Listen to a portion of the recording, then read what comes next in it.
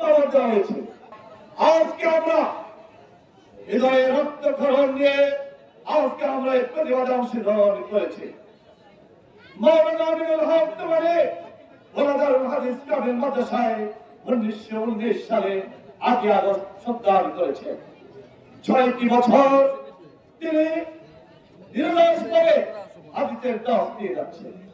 তার মধ্যে একজন ইসলামিক স্কলার, একজন আলেম, একজন উদীয়মান বক্তা, আজকে তাকে কেন নির্মমতার শিকার হতে হয়েছে। সংগ্রামী ভাষে আপনারা জানেন আর দেশ দিয়ে গভীর ষড়যন্ত্র চলছে। দেশের অস্তিত্ব হুমকির সম্মুখীন, এদেশের স্বাধীনতা সার্বভৌমত্বের অতন্ত্র প্রহরী হচ্ছে ওলামায়ে কেরাম, যার জন্য আজকে সারা বাংলাদেশে আলেমদেরকে টার্গেট করা হয়েছে। প্রতিদিন আলেমদেরকে হত্যা করা হচ্ছে। এটা একটি গভীর ষড়যন্ত্রের অংশ। আমিনুল্লাহকে হত্যার মধ্য দিয়ে আজকে আমাদেরকে যে মেসেজ দিচ্ছে, আজকে আমরা কেউ নিরাপদ নয়। অবস্থা দেখেছেন কেমন হয়েছে। এদেশের ছাত্ররাজ ফ্যাসিস্টদেরকে কিভাবে শিক্ষা দিয়েছে। আপনাদেরকে ভোলা প্রশাসনকে সেই অবস্থার মুখোমুখি হতে হবে বলে রাখলাম। আমরা কিন্তু আপনাদেরকে ছাড়ব না। আপনারা এই হত্যার দ্রুত নিষ্পত্তি করুন। আজকে ভোলার সমস্ত গ্রাম আর রিক্ত রক্তকরণ হচ্ছে। ভোলার মানুষ আজকে ক্ষুব্ধ। আমি সকল আলেমদেরকে বলবো, ইমাম সাহেবদেরকে বলবো, আপনারা প্রত্যেক মসজিদে দুর্গ গড়ে তুলুন। আপনারা আপনাদের নিরাপত্তার জন্য আপনারা দুর্গ গড়ে তুলুন। আমাদের উপরে আরো হামলা আসবে, এইটাই শেষ নয়, এটা একটি মেসেজ। আশপাশে কোন অপরিচিত লোক কেউ যদি কখনো ঘোরাফেরা করতে দেখেন, তাকে তাৎক্ষণিক গ্রেপ্তার করে আইনে হাতমুক্ত করেন।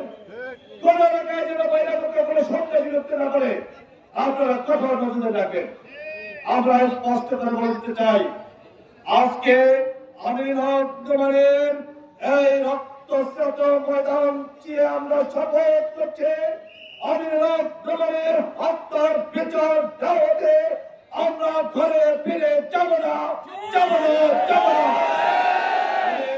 আজকে প্রতিবাদ সভায় যারা অংশগ্রহণ করেছেন, বিশেষ করে ঘটনাটি ঘটার পর থেকে আমাদের সাংবাদিক ভাইরা এই ঘটনাটিকে যেভাবে সারা বাংলাদেশে সারা বিশ্বে তারা ছড়িয়ে দিয়েছেন, তাদের যে ভূমিকা রেখেছেন আমি দেখেছি, তারা ছুটেছেন সকলের কাছে কাছে।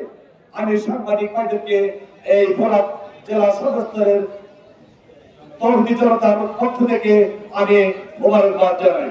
আইন শৃঙ্খলা রক্ষাকারী বাহিনীকে বলবো, আপনার তৎপর হন। দেশের যে সেনাবাহিনীকে মেরিট পাওয়ার দেওয়া হয়েছে, ওরা আপনাকে গভীর দেখেছেন, ওনারা কোথায় বসে বসে খাচ্ছে, তাদের দায়িত্ব কি? তাদের কোনো ভূমিকা নাই। আজকে ভোলার আইন শৃঙ্খলা অবনতি, প্রতিদিন ভোলা হত্যা খুন হচ্ছে। ভোলায় কোথায়? ভোলার পুলিশ সুপার ভোলায় নাই। একই অবস্থা।